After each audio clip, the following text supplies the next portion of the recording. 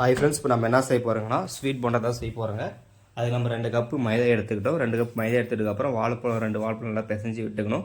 வாழைப்பழம் பிசைஞ்சு விட்டதுக்கப்புறம் நம்ம எவ்வளோ மைதா எடுத்துங்களோ அதுக்கு ஏற்ற மாதிரி தேங்காவை நான் மைதா 2 கப்பு எடுத்ததுனால தேங்காய் 1 கப்பு நான் ஆட் பண்ணிக்கிறோம். தேங்காய் ஆட் பண்ணிட்டதுக்கப்புறம் ஒரு 5 to 6 டீஸ்பூன் சுகர் ஆட் பண்ணிக்கணும்.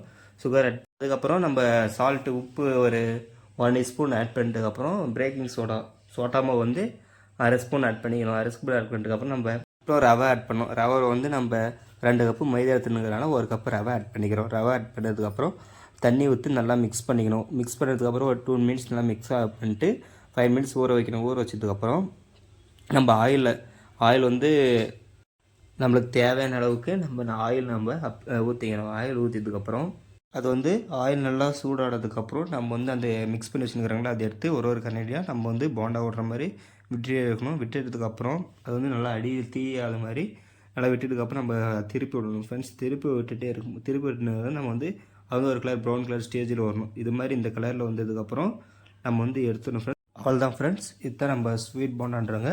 இது வந்து ரொம்ப டேஸ்ட்டாகவும் இருக்கும், நல்லாவும் இருக்கும். நீங்கள் வீட்டில் கூட ஒரு டைம் செஞ்சு பாருங்கள் ஃப்ரெண்ட்ஸ், நல்லா தான் இருக்கும். அதுக்கப்புறம் உங்களுக்கு எந்த ரெசிபி வேணுமோ அதை வந்து கமெண்ட் பண்ணுங்கள். நீங்கள் யாருக்கு ஓட்டு போடுன்றது கடைசியில் கமெண்ட் பண்ணிட்டு போங்க ஃப்ரெண்ட்ஸ். தேங்க்யூ.